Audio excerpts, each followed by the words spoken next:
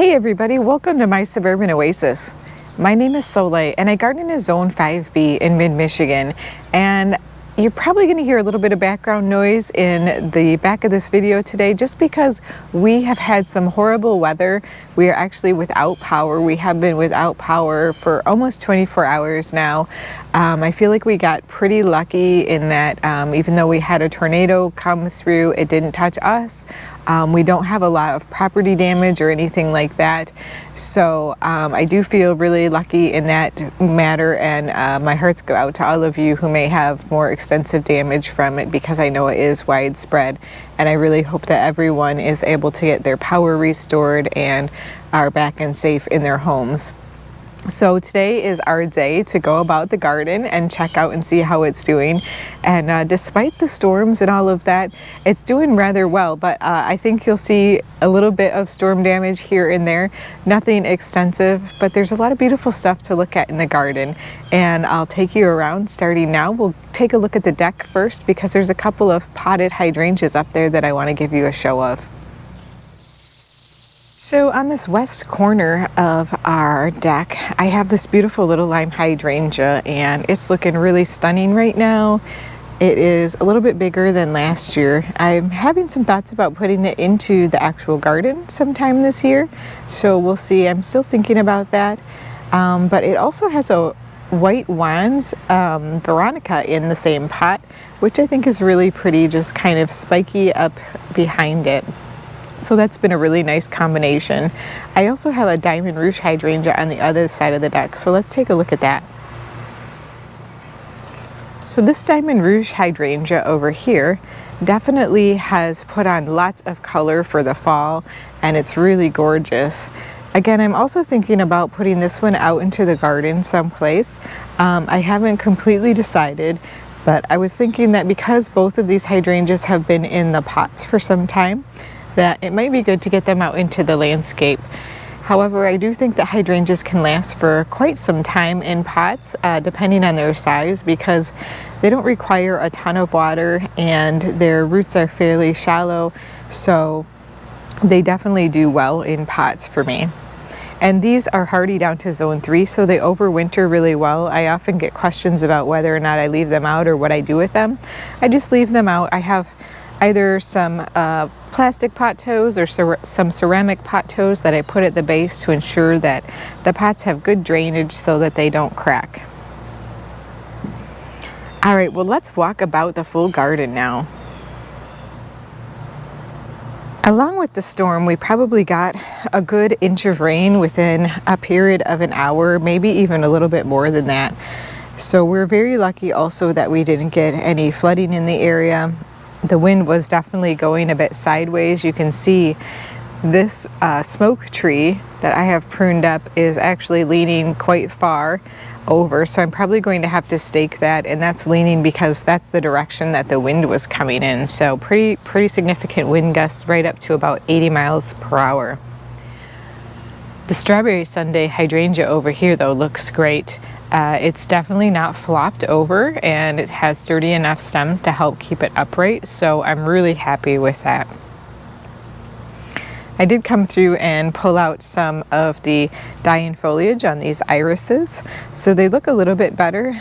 And I also pulled a few irises out that I felt were getting a bit crowded in here. I probably have a few more that I will need to do as well. But the Virginia is looking beautiful along the front of the border. And I have tons and tons of green tomatoes in the potager garden. So I'm looking forward to eating more of those. We've harvested some already. The fig is getting bigger and bigger, but alas, no fruit yet. I think it's probably going to be a couple of years before we get any. I'm definitely loving this bed right now. It is so lush and full. It's probably at its prime considering the season that we're in right now. The Hydrangeas has started to fill in a bit. The mum is absolutely giant, and we have so much color happening in it with the pinky winky and with those beautiful dianthus growing along the bottom of the border, and of course those little lime hydrangeas that are tucked around the lady. Now, I do think I will come through. I have a couple of variegated flower dianthus that are at the end here.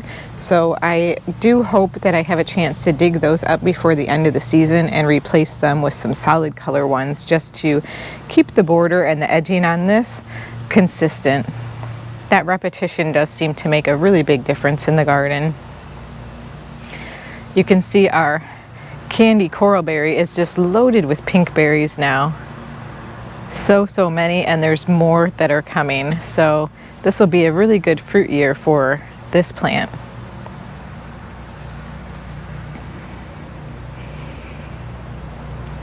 It was unseasonably cool, and then it got up around the 95-degree mark with some heat indexes up in the 105 range, something like that. And now we are finally starting to cool off again after this crazy storm. So I'm hoping that things are going to begin to get back to normal. And I feel like I said that last week, but our climate sure is rapidly changing. And this 7 sunflower, you can see the buds are just starting to open on it. And won't that be really, really beautiful when those all open? There's so many buds on it this year. I've had some people ask me if I will show how I trim those up into tree form, and I do tree form a lot of my larger shrubs, so hopefully I'll have an opportunity to show you that at some point in time. And this is the evening rose hibiscus that I have at the end of the pool here that looks really, really beautiful. It has lots of buds left.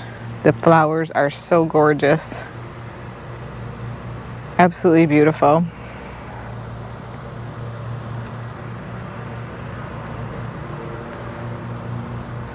So now that it's cooled down, I'll probably be able to do a little bit of some small fires in my home pit here, which will be really nice. It's starting to get to be that time of year where we have like tailgate season and such. And I think these privets are looking really nice after they were trimmed up.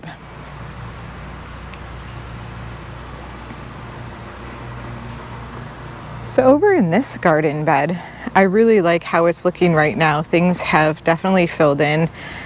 The amount of rain that we've gotten has been a bit excessive, but also very useful at this time of the season. Things are not yet waterlogged. I definitely don't want any more rain, but it has definitely contributed to these hydrangeas in this garden bed being more healthy and being able to continue to put out some beautiful blooms. You can see we actually have some blooms that are new coming on this hydrangea. They were very small last week and they're getting bigger yet, so I'm excited to see that. Hopefully that hydrangea will continue to fill in that area. But we're also seeing lots of buds on the sedum. I can't wait to continue to make some changes in the garden. I've been having to really wait until things have cooled down a bit. So I think we might be easing into that time of year as we get into September. That's usually when we start to see the temperatures kind of level off a little bit, become a little bit more consistent, have cooler temperatures overnight, and it just makes things transition much easier when you're planting. This garden bed is still looking really good. The ferns have gotten really large with all of the extra moisture. They don't require much moisture, but they definitely thrive even more when they have it.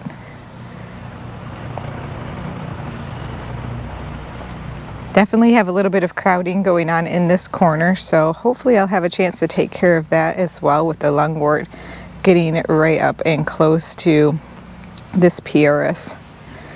Which, my goodness, the number of buds that are being put on there is incredible. And you can see just how lush this shady area of the border is. And I'm looking forward to filling this spot up. It's kind of bothering me right now that it's empty.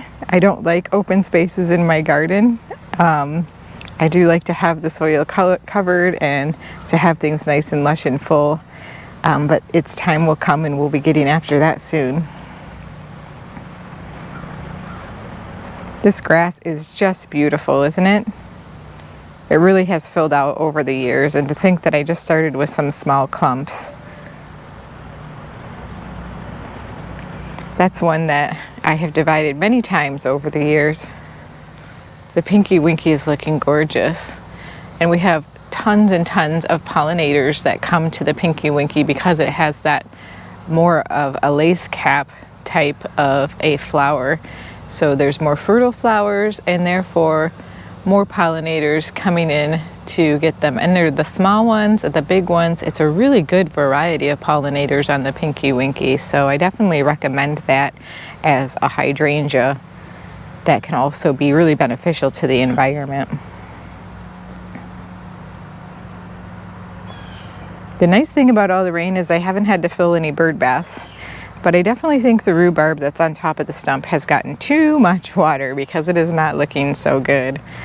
It is a bit swamped, so it's definitely seen better days. But these heucheras along the edge are looking great. I think I might actually pull the Patriot hostas out of this garden bed. They're not looking fantastic.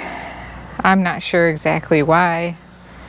Sometimes just the environment changes over time, so I might just pull some more heucheras down and just continue to add those along the edge, or continue to use some of this beautiful ajuga. I don't know yet, but I did move some Virginia to the base of this little haughty hydrangea, or not Virginia, this is the Muckgenia, and it is doing really well. It was getting really hot late afternoon sunshine on my west long border, and it was just too much sunshine for it, and so it's much happier. I can already tell it's like perked up so much since I've put it over here. And the little haughty hydrangea has more and more buds that are beginning to open, but it's definitely going very, very slowly this year. I do have one branch that, if you can see back here, that has been broken off, but that's not a big deal. That's one of my honeysuckle bushes, and so I'll just get that cut down and put that in our back brush pile. That'll really help to tidy that up. I can't wait to see the oak leaf hydrangeas this year and what color they might put on, because they're so much bigger. I feel like they're going to have an even larger impact in the fall border.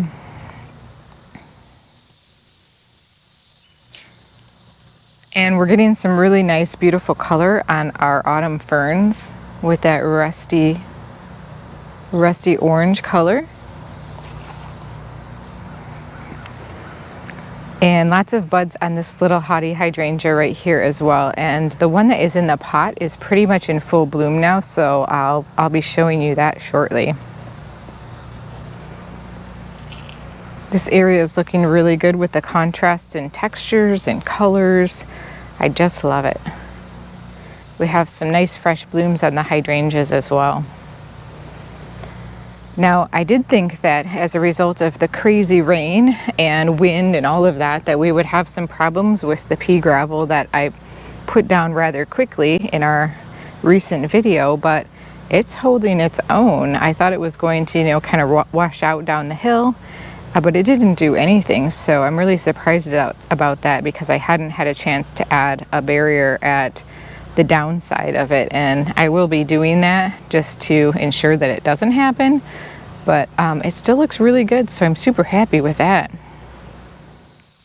I am thinking about pulling this giant hosta out that is right here in the center and replacing it with something different that has a little bit more interest other than just green, because it has gotten rather large and is really pushing out into both sides of the pathways. So I can have something that's big, but I don't want it to take up too much space or get in the way of the paths. But everything's looking really colorful over here. We have the beautiful Laura phlox that is still blooming, and soon I will be coming through and deadheading it, because it may put out a whole second set of blooms before the end of the summer and fall. I'm really continuing to enjoy this bed. I just love the colors of the heucheras in contrast with the firelight hydrangea. And then we've gotten a really good second flush of blooms over here on the penstemon. Isn't that pretty? Those two colors together, and then combined with the heuchera and the foliage of the catchfly. And that variegated catchfly is called Clifford Moore.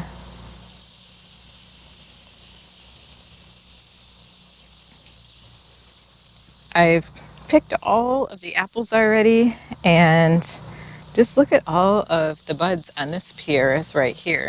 They're even starting to change colors.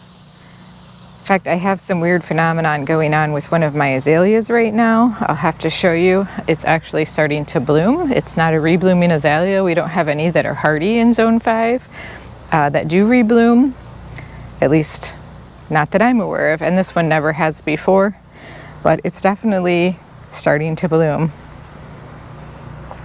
And you can see this little lime hydrangea in the corner, because its stems are not that strong yet, is definitely drooping. And so I get a lot of questions from people who say my hydrangea is drooping. Well, sometimes that is just because your hydrangea is still rather new and you don't have thick enough stems on it yet. And over time, if you trim it back by a third each year, it will continue to stiffen up some of those supportive stems. We still don't have any blooms on the limelight hydrangea, but it's working on it. I see some white on the tips of the buds, and we're definitely starting to get some color and more blooms on this Diamond Rouge hydrangea. So this is the same variety as I showed you on my deck, which is all colored up, but this one gets a little bit more shade because it only gets the afternoon sun. This one faces west. Definitely a big, big difference. In addition to that, the blooms on it are much bigger in terms of the petals and the size of the foliage.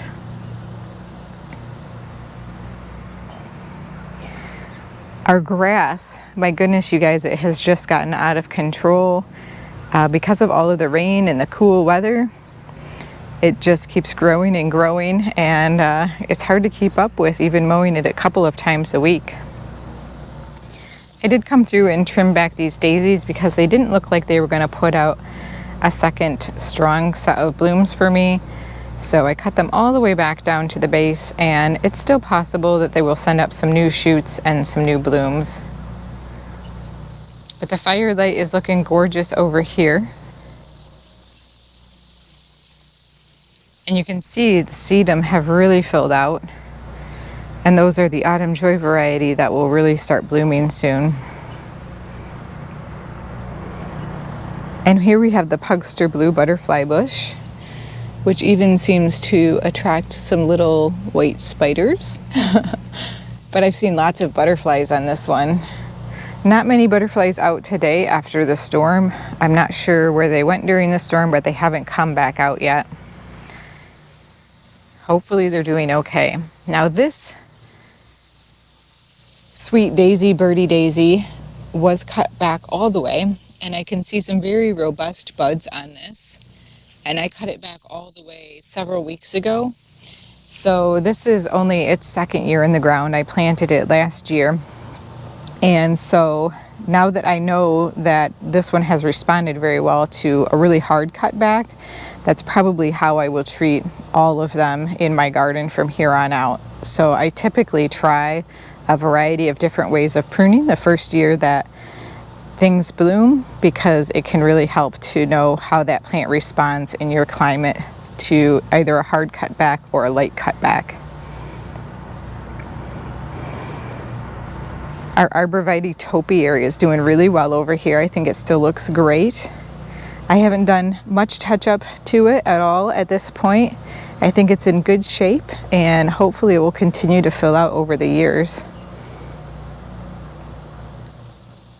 I'm hoping the Strawberry Sunday hydrangea that's next to it is going to push out a few more blooms on these tips of the branches that are coming out, but I'm not sure. Now I do have another little butterfly bush. This is a very, very small one for those of you who don't have much space and want to try them. I believe this one is called Purple Chrysalis.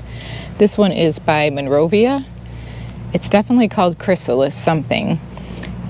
So I'll see if I can find the name for you guys to put it up.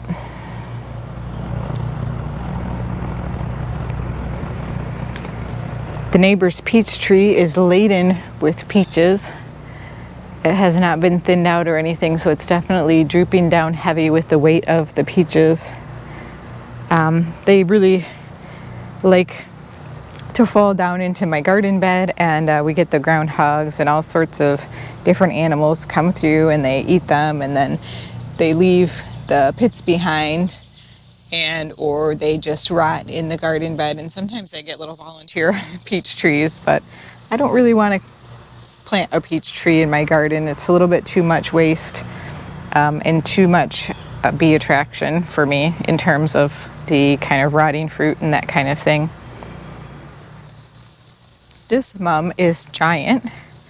The mums in my garden right now, I think they're probably about 2.5 feet tall. So I can't wait to see them bloom. I did have to cut back my Rudbeckia sadly because it got powdery mildew, but it's looking fine now. I just gave it a really hard cut back, and you can see I'm already starting to get some fresh blooms. Maybe not quite as tall or as big as the original ones, but that's okay. I'm just happy they're still alive and we may get some more blooms. You can see some of the alliums are starting to go over now. The pollinators really did enjoy them a lot, and they've been blooming for a couple of weeks solidly, and probably by the end of this weekend they will almost be completely gone over. The one hydrangea that has struggled the most is this hydrangea, which is the vanilla strawberry, because of the storm. And there was just such serious wind, and these have such large bloom heads, but I still think it looks beautiful. The challenge is that the wind comes in from this side over here, and I don't have any stems on this side because of the fountain. So really it just pushes all of the heavy weight that's already balanced on the right side down, and creates really significant drooping, but I still love it. I still think it's beautiful.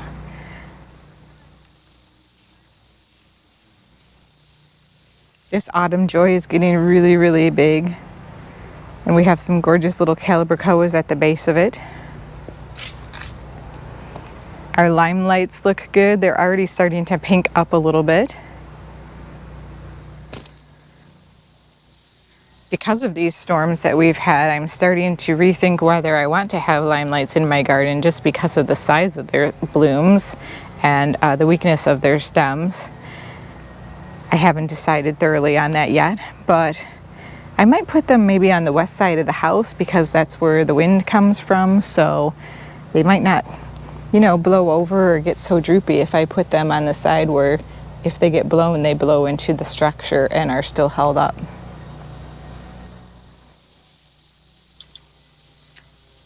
We have the incredible hydrangeas here with the pugster pink butterfly bushes and some salvia.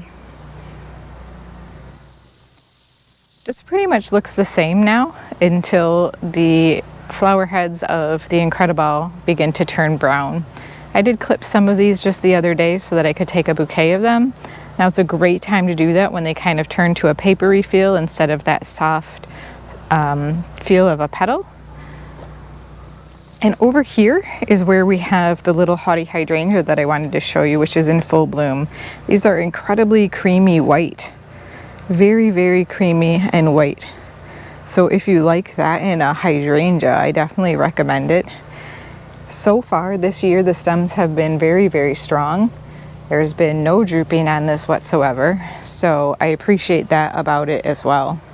It has been very drought tolerant, like all of my other panicle hydrangeas. And it's definitely enjoying its life in this pot in full sun all day long from sun up to sundown. And then we have the neon sedum in front of it that's going to be blooming soon. You can start to see some of that color popping through.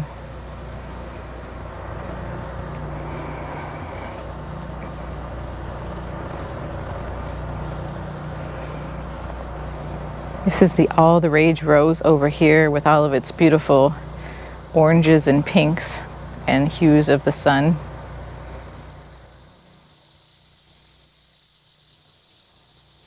We have lots and lots of Verbena bonariensis over here.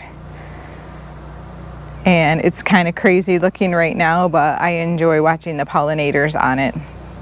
Again, the limelight hydrangea here has definitely gotten hit by the wind and is kind of droopy. But the can-do hydrangea is doing really well and putting on lots of new growth. And then back behind it, for the first time, we have beautiful blooms on this Clematis, which is the Comtesse de Bouchard. I think I'm pronouncing that correctly. I love, love, love the color of that one. It goes so well with the verbena and with the millennial alliums and the can-do hydrangea. It just fits in beautifully. And again, we have another giant mum right here. These will all bloom like in orange color, so very, very fall colory. And this arborvitae, I think, turned out good. And this is my Mr. Goodbud sedum. It's a little bit splayed out from all the rain, but you can see just how bright the blooms are on it, and then the beautiful color of the stems as well. And each leaf on it is kind of outlined in a bit of maroon, so that's really nice. Unique sedum. As we come into the front garden, I will say I get a lot of questions about this. People ask, what is that tree? So this is actually not a tree. This is a burning bush. I've had this for about 10 years.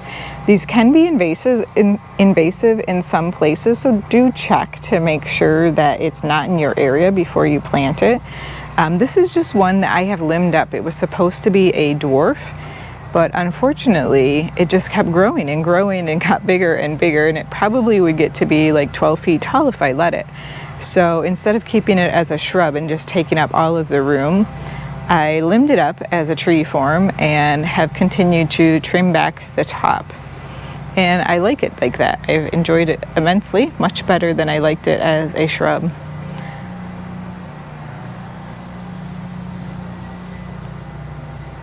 And the strawberry vanilla, or I'm sorry, this is the strawberry Sunday hydrangea, but look at that. Isn't that gorgeous? That one still just looks so perfect to me. A very nice light pink color. We're starting to get some aster blooms here and there. They kind of seed around the garden. I don't have a lot of luck with growing them in the spots that I plant them, but they do tend to enjoy the spots where they plant themselves, so I'll take it. We do have some cars parked in our driveway right now because we don't have power, so getting the garage door up and down doesn't work so well. Thankfully, we still have our cars and can get around. And you may hear some generators in the background now. I'm getting a little bit closer to them, but we're still waiting on power restoration. I think this garden bed is just looking so full and very beautiful with all of these cone flowers and the mums and the phlox. The colors are just great.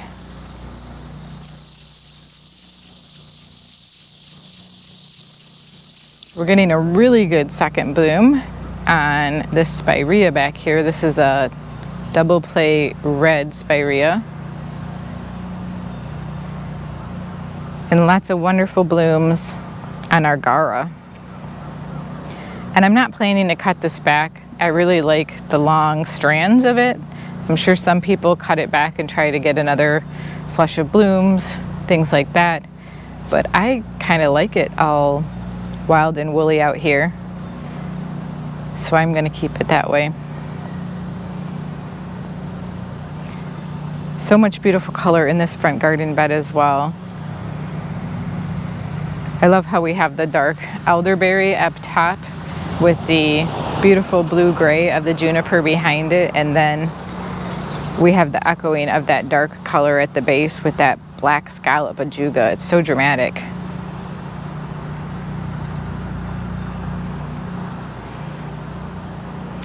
And you can see on the end of this garden bed, we're starting to get some mum bloom. So we have orange mums down here as well. You can see they're just starting to open. So it's the end of August and we're starting to get the mums. Kind of crazy, but true.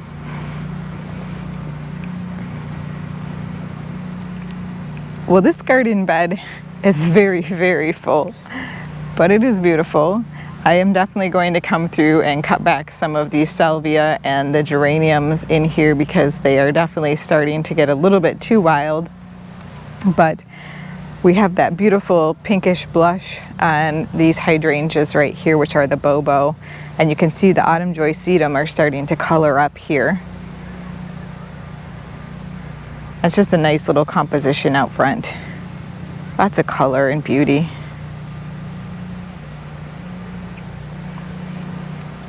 The weeping maple even is getting a bit out of control. I have so much trimming to do, you guys. I just really need to come through and get after it and tidy up as fall is just around the corner.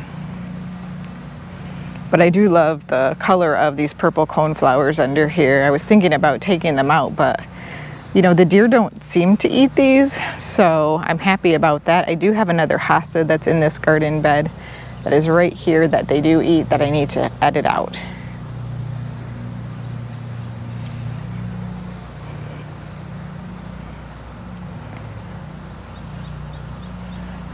We're getting still a few blooms on these salvia over here in scabiosa. Not a lot, but this daisy right here is getting very, very big and is big enough for me to divide, so I'm going to be dividing that one soon. And the bobos are looking really pretty, and I think they're going to look even more gorgeous once these mums over here start to bloom. And I'm actually surprised that they haven't because they are facing south, so it's kind of interesting. But to have kind of that white blush color and then have that up against some of that darker, almost purple color, that's going to be pretty.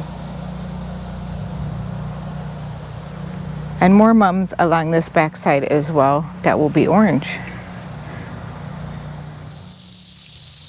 Well, along this front border, we continue to have amazing blooms from the Impatience. I may be repeating those Impatience again next year because they just always do so well for me, and I really like the bright pop of color that they provide in this area. So here's the azalea I was telling you about. We started over here with some small blooms, and I see we have another one opening over here and one right here with some coloration on it as well. Pretty crazy. I'm going to be taking the spirea out. That is coming out. I don't know whether I'm going to transplant it yet or give it away. Haven't decided on that, but that's coming out because it's just not doing fantastic there. And because of all of the rain, we have definitely gotten a little bit more browning on the Pieris leaves, the one that we just recently planted, but it still looks like it's healthy and going to be okay. I just hope that we're kind of at the end of all of this rain. And for those of you who don't have rain, I really wish I could send it to you. I really do. I would if I could. I was in that situation earlier this year, and there was lots of people in my current situation earlier this year. It's just been a wacky, wacky year in terms of going all dry to all wet. Lots of new growth happening on the sky pencil holly back here. Yes, it's a slow grower, but I think this rain has definitely given it a little spur, which is nice. Although I probably wouldn't like having another appliance out here, this break in electricity has definitely made me think more about adding a whole home generator and thinking that that cost might be worth taking on. Well, hello, squirrel.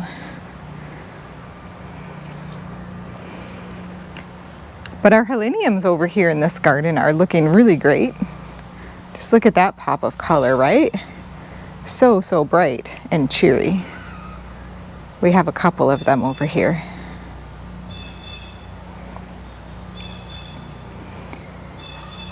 And yes, I still haven't gotten to this area with all of this wacky weather. I have done no trim back to these hostas, but the time is coming. Well, thank you so much for joining me today. I hope you have enjoyed this garden tour. I know I enjoy walking around with you guys and sharing about my garden and you sharing back about yours. So thank you so much, and we'll see you next time.